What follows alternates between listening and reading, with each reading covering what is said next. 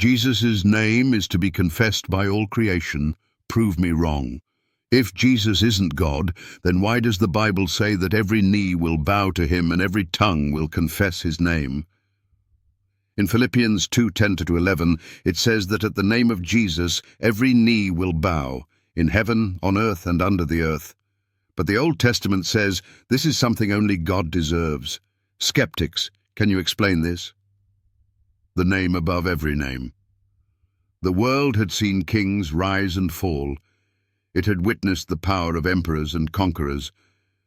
But in a small, quiet corner of the Roman Empire, a man named Jesus walked among the people. He had no throne, he had no army, he had no wealth or earthly power. Yet he made a claim that shook the heavens, and when he rose from the dead, his followers began declaring something that shook the earth. Jesus Christ is Lord, the ultimate declaration.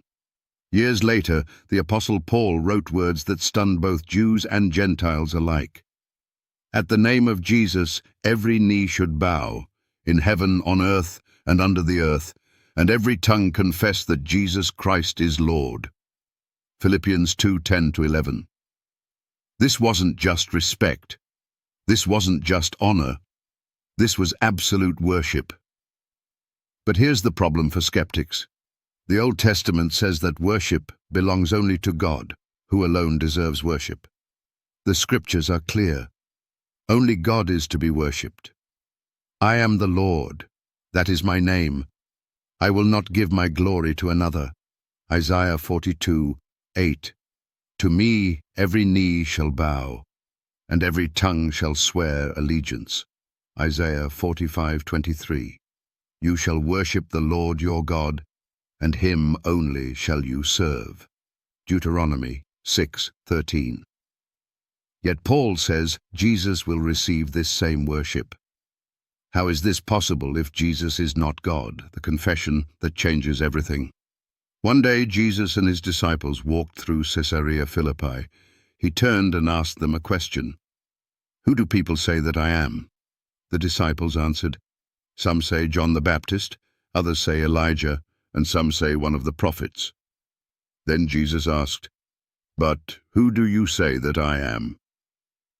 Simon Peter stepped forward. You are the Christ, the Son of the living God. Jesus didn't correct him. He didn't deny it. Instead, he blessed Peter, saying, Flesh and blood has not revealed this to you, but my Father in heaven.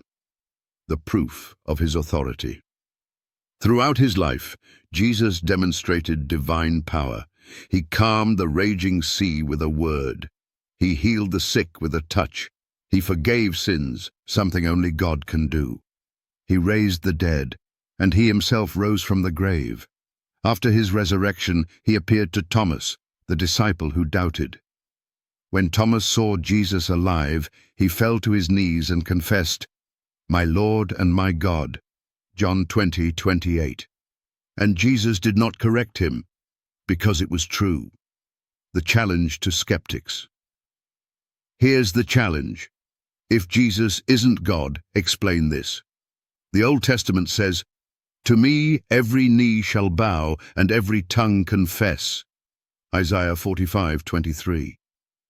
Yet Philippians 2:10-11 says, At the name of Jesus, every knee will bow and every tongue will confess that Jesus Christ is Lord. If only God deserves this kind of worship, then why is it given to Jesus? If Jesus isn't God, why does all creation bow before him? No prophet ever made this claim. No angel ever received this worship. No religious leader ever dared to say this. So if Jesus isn't God, prove me wrong. The unshakable truth. Jesus isn't just a good teacher. He is the name above every name. He is the one to whom every knee will bow. He is the one every tongue will confess. The question is, will you confess him now or later? Because one day, every knee will bow. Closing and call to action.